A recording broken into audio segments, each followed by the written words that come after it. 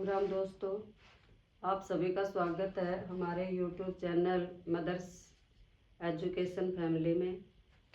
आज का हमारा जो टॉपिक रहेगा वो रहेगा क्रिया। तो सबसे पहले हमें पता होना चाहिए कि क्रिया कहते किसे हैं। तो क्रिया का अर्थ क्या होता है? क्रिया का अर्थ होता है करना या होना।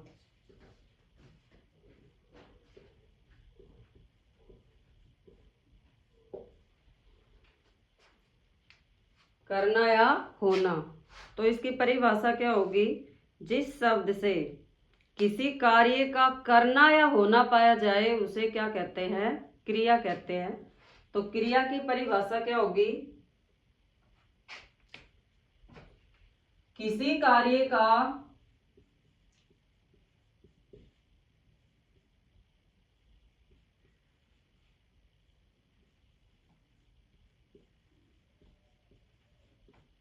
करना या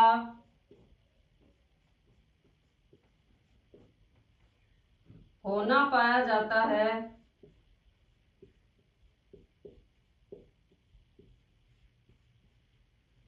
उसे क्या कहते हैं? क्रिया कहते हैं।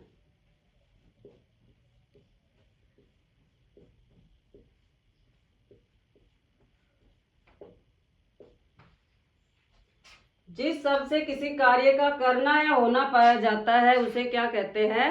क्रिया कहते हैं। अब कर्म के आधार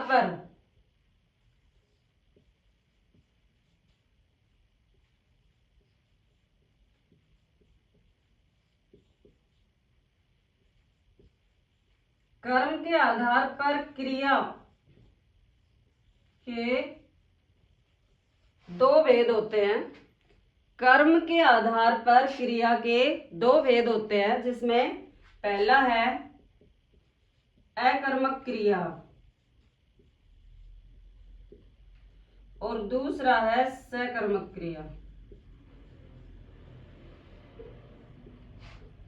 देखो, नाम से ही पता चल रहा है अकर्मक मतलब जिसमें कर्म नहीं है, सकर्मक कर्म के साथ। तो सबसे पहले हमें पता होना चाहिए कि अकर्मक क्रिया कहते किसे हैं। तो किसे कहते हैं अकर्मक क्रिया? जिस वाक्य में क्रिया का सीधा प्रभाव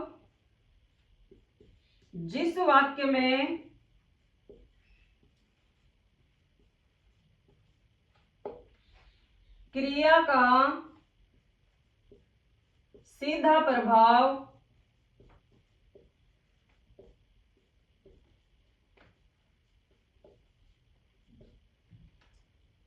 कर्ता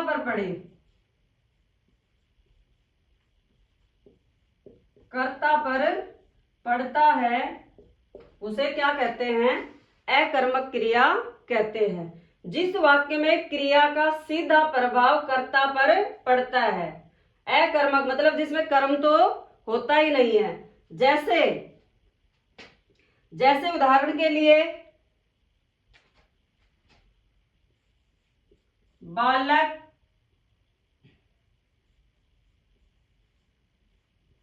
दौड़ता है।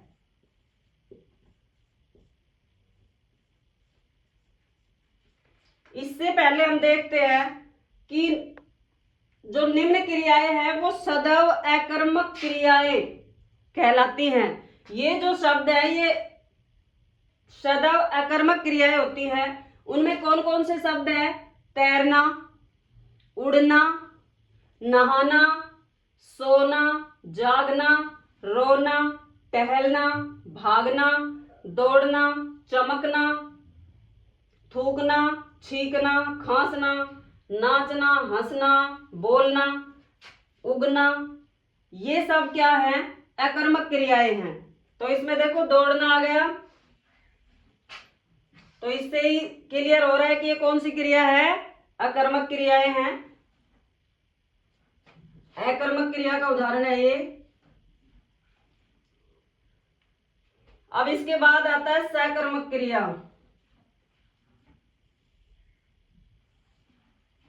सकर्मक क्रिया किसे कहते हैं? जिस वाक्य में क्रिया का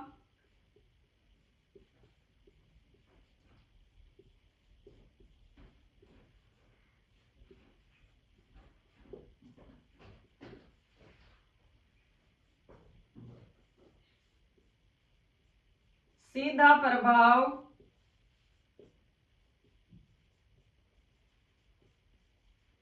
किस पर पड़े? कर्म पर पड़े।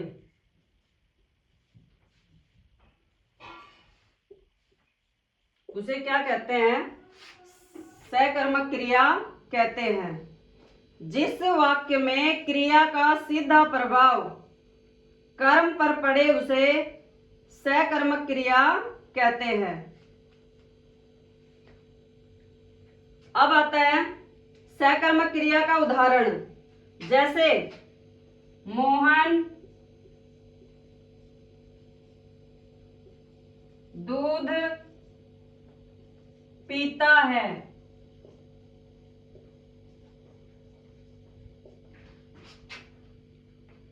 मोहन पीना क्रिया है, तो पीना से पहले क्या लगाओगे?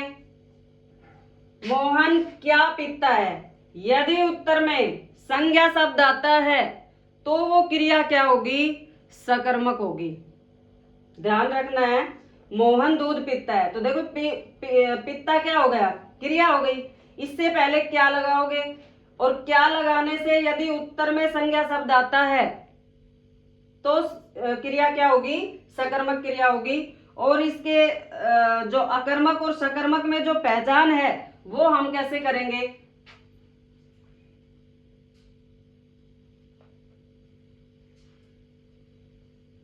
अकर्मक और सकर्मक क्रिया में पहचान।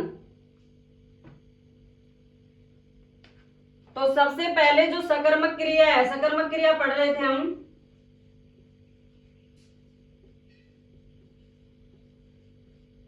तो सकर्मक क्रिया के भी दो भेद होते हैं। पहला है एक कर्मक,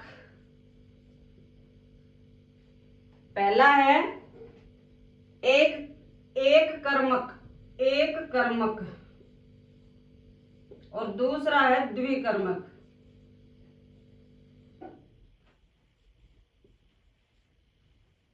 एक कर्मक यानी एक कर्म और द्वि यानी दो कर्म।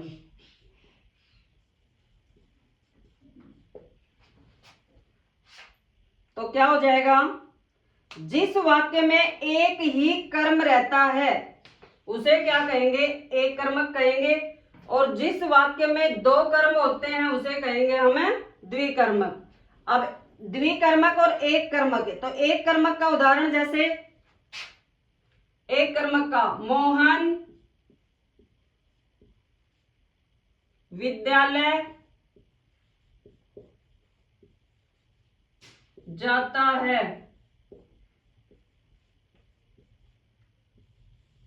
एक कर्म हो गया, संज्ञा हो गई, क्रिया हो गई। ठीक है, तो ये किसका उदाहरण है? एक कर्मक का उदाहरण है। द्विकर्मक का उदाहरण होगा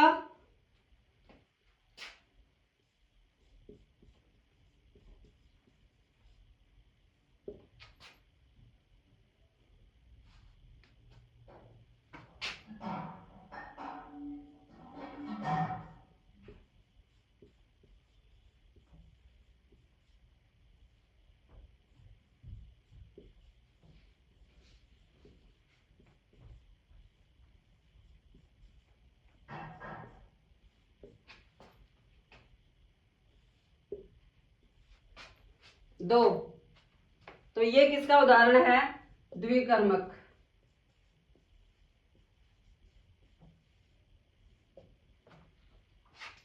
और इसके उदाहरण कर सकते हो,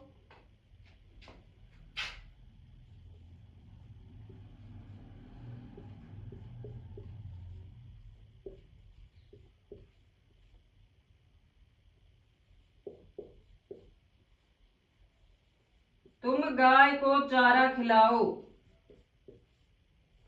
खिलाना तो क्रिया हो गई, चारा और गाय। तो ये दो शब्द क्या है इसमें? दो कर्म हैं, इसलिए ये द्विकर्मक क्रिया कहलाएगी। तो क्या पढ़ा हमने? क्रिया के दो भेद पढ़े, किसके आधार पर? कर्म के आधार पर, अकर्मक और सकर्मक। जिसमें सकर्मक क्रिया के दो भेद पढ़े, जिसमें होता है पहला एक कर्मक और दूसरा द्विकर्मक। एक कर्मक क्या होता है? जिसमें एक कर्म होता है वो एक कर्मक होगी, और जिसमें दो कर्म हो वो द्विकर्मक। उदाहरण, कर्म, क्रिया, कर्ता, ये हम देख ही सकते हैं इसके अंतर्गत। अब आगे आता है कि अकर्मक क्रिया और सकर्मक क्रिया की पहचान। सकर्मक और अकर्मक क्रिया की पहचान क्या होगी? कि क्रिया को पहचानने के लिए क्रिया के साथ दो काल्पनिक प्रश्न करेंगे। क्या और क्या क्या करेंगे? क्या और कौन। क्या और कौन।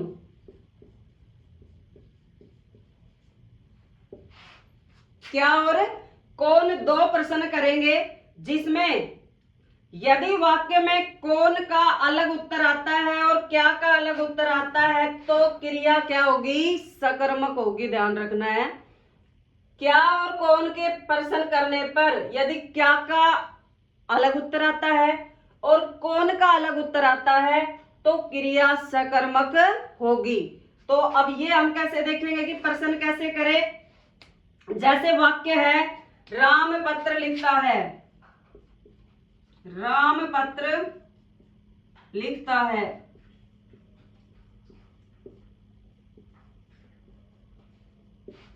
तो देखो, राम क्या लिखता है, एक तो ये बन जाएगा क्या लिखता है,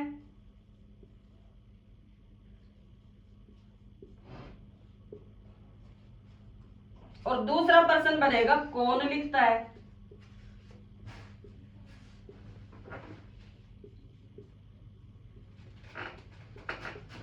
तो देखो, क्या लिखता है, क्या लिखता है, उत्तर क्या मिलेगा? पत्र। कौन लिखता है, कौन लिखता है? राम। तो क्या और कौन से प्रश्न करने पर उत्तर अलग अलग आ रहे हैं ना, पत्र और राम, इसलिए क्रिया क्या हो जाएगी? सकर्मक हो जाएगी। क्रिया कौन सी हो जाएगी? सकर्मक। तो सकर्मक क्रिया की पहचान कैसे करेंगे? कैसे करेंगे सकर्मक क्रिया की पहचान? की क्रिया को पहचानने के लिए क्रिया के साथ दो काल्पनिक प्रश्न करेंगे, क्या और कौन। यदि वाक्य में कौन का अलग उत्तर आता है और क्या का अलग उत्तर आता है तो क्रिया कैसी होगी? सकर्मक होगी। क्रिया कैसी होगी? सकर्मक।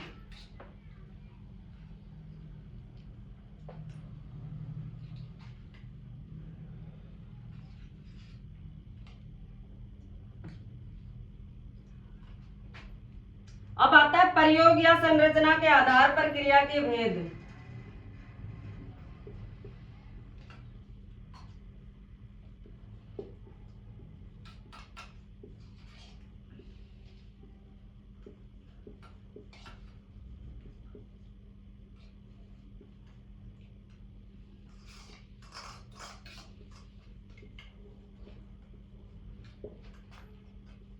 प्रयोग या संरचना के आधार पर क्रिया के भेद।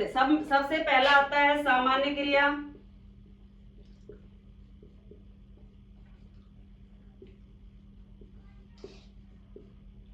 पहली कौन सी हो जाएगी? सामान्य क्रिया हो जाएगी। दूसरी हो जाएगी संयुक्त क्रिया।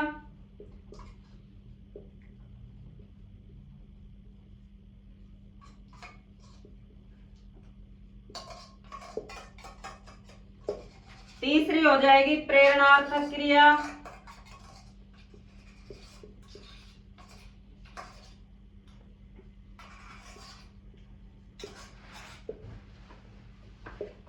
चौथी हो जाएगी पूर्वकालिक क्रिया।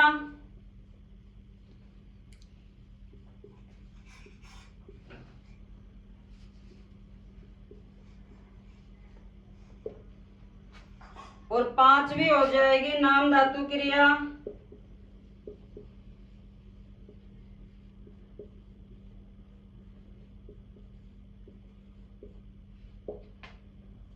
पांचवी क्या हो गई? नाम धातु क्रिया। और छठी हो गई सजातीय क्रिया।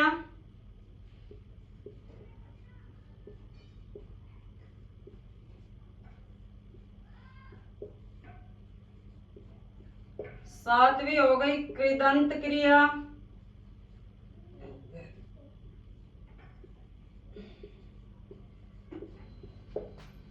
कृदंत क्रिया। और आठवीं हो गई सहायक क्रिया।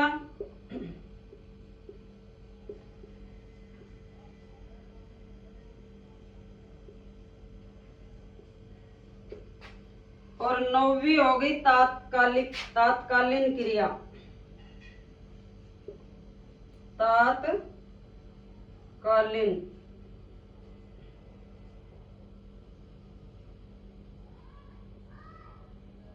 तात्कालीन क्रिया, जिसमें सबसे पहले क्या पढ़ी हमने? सामान्य क्रिया।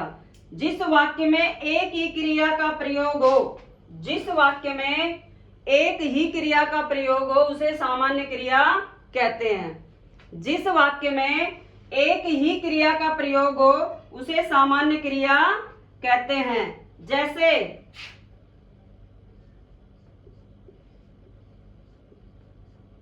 मोहन गया,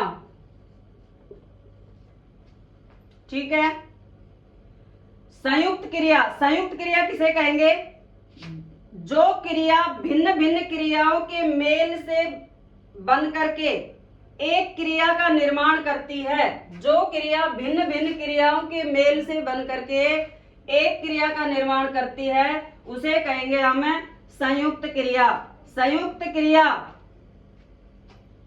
जैसे पूजा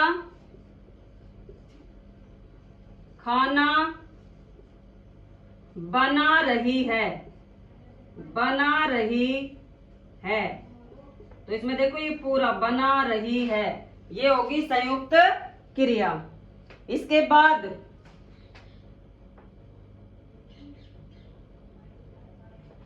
नंबर तीन क्या पढ़ी हमने? प्रेरणार्थक क्रिया। प्रेरणार्थक क्रिया जब कर्ता स्वयं कार्य न करके किसी अन्य व्यक्ति से कार्य करने के लिए प्रेरित करता है। स्वयं कार्य न करके अन्य व्यक्ति को कार्य करने के लिए प्रेरित करे तो वो क्रिया कहलाएगी प्रेरणार्थक क्रिया। जैसे मोहन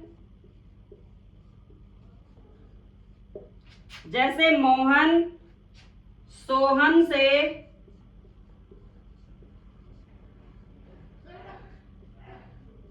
खाना मंगवाता है,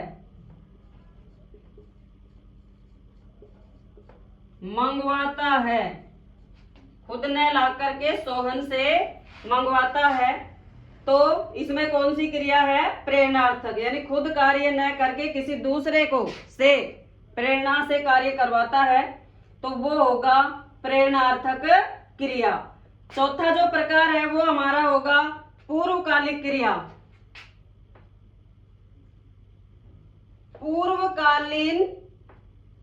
पूर्वकालिक क्रिया जिस वाक्य में दो क्रिया रहती हैं और उन दोनों क्रियाओं में पहले जो क्रिया होती है, दो क्रिया रहेंगी और दोनों क्रियाओं में से पहले जो क्रिया होगी ना वो कहलाएगी पूर्वकालिक क्रिया।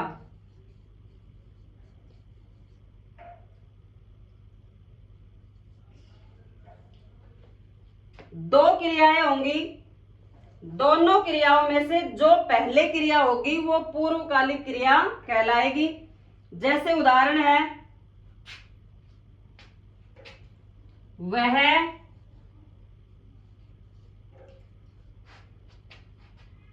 लड़कर आया है।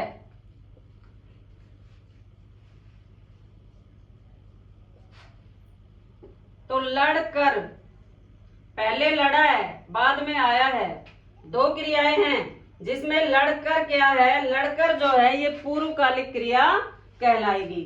इसके बाद अगला है हमारा नाम धातु क्रिया।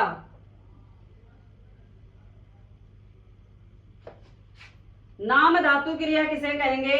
जो क्रिया संज्ञा तथा सर्वनाम और विशेषण से बनती हैं। संज्ञा सर्वनाम तथा विशेषण से बनती हैं।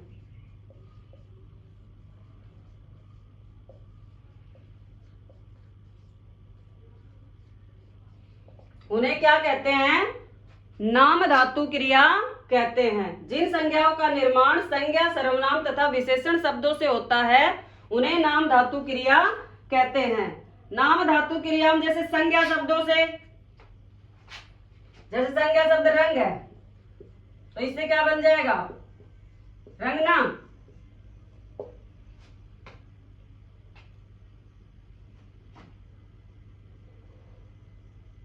बात से बतियाना। सर्वनाम शब्दों में लेते हो तो सर्वनाम शब्दों में जैसे अपना है, अपना सर्वनाम शब्द है तो अपना से क्या हो जाएगा? अपनापन, अपनापन। तीसरा क्या पढ़ा हमने? विशेषण शब्दों से, जैसे नरम है, नरम क्या है? विशेषण शब्द है, तो नरम से क्या हो जाएगा? नरमाना। तो संज्ञा, सर्वनाम और विशेषण शब्दों से इनकी रचना हुई है। छठा हमारा था सजातीय क्रिया। सजातीय क्रिया, सजातीय क्रिया क्या होती है? जिस वाक्य में कर्म और क्रिया एक ही धातु से बनी है उसे सजातीय क्रिया कहते हैं। जैसे जैसे भारत ने लड़ाई लड़ी, तो क्या थी सजातीय क्रिया? जिस वाक्य में कर्म और क्रिया एक ही धातु से बनी हो, एक ही धातु से कर्म और क्रिया एक ही धातु से बनी हो उसे सजातीय क्रिया कहते हैं।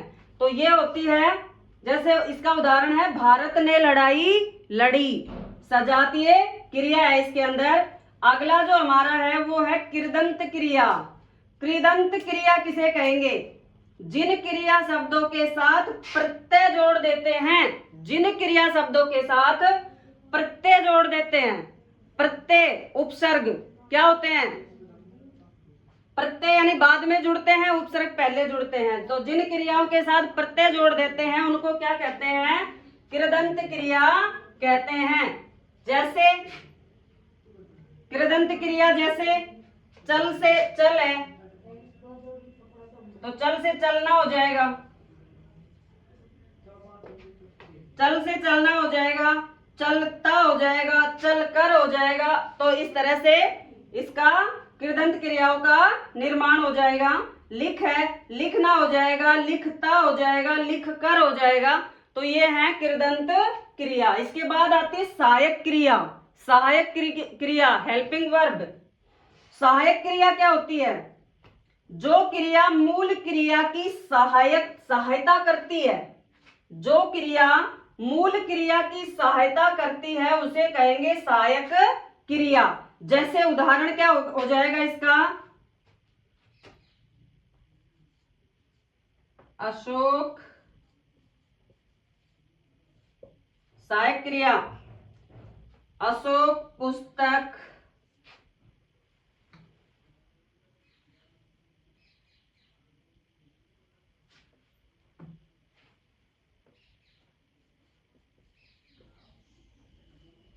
पढ़ता है।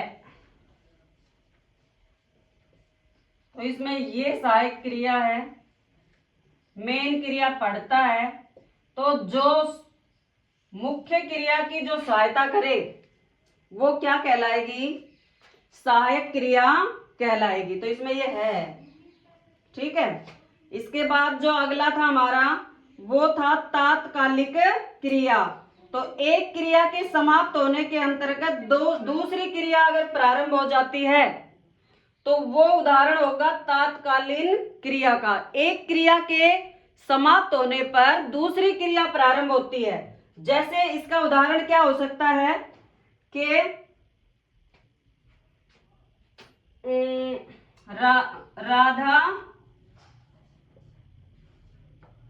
राधा आते ही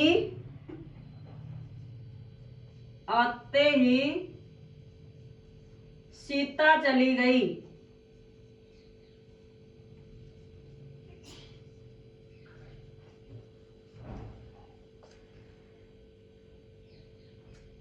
राधा आई और सीता चली गई। तो परिभाषा क्या थी इसकी कि एक क्रिया के समाप्त होने के अंतर्गत, यानी राधा आई क्रिया पहले समाप्त हुई, फिर सीता चली गई, तो दूसरी क्रिया प्रारंभ होती है एक क्रिया के समाप्त होने पर। तो वो जो उदाहरण होगा या परिभाषा इसकी होगी तात्कालीन क्रिया। तो हमने किसके आधार पर, प्रयोग और संरचना के आधार पर क्रिया के भेद पढ़े। सामान्य क्रिया, संयुक्त क्रिया, प्रेरणार्थक क्रिया, पूर्वकालिक क्रिया, नाम धातु क्रिया, सजातीय क्रिया, कृदंत क्रिया, सहायक क्रिया और तात्कालीन क्रिया। इस तरह से ये क्रिया का जो टॉपिक है ये हमारा कंप्लीट होता है। इसमें से जो प्रश्न पूछे जाएंगे वो इसी तरह से पूछे जाएंगे कि भाई शब्द दे दिया और उसमें बता दिया, वाक्य दे दिया उसमें बता दिया कि बताओ इसमें कौन सी क्रिया है, अकर्मक है कि सकर्मक है। तो इस तरह से हम इसको क्लियर करके और प्रश्नों को हल करेंगे। और विस्तार से जो इसके नोट्स है वो हमारे Telegram channel Mother's Education Family पर उपलब्ध है, वहां से आप देख सकते हैं, नोट्स बना सकते हैं। और वीडियो को लाइक और सब्सक्राइब करना ना भूलें। नमस्ते।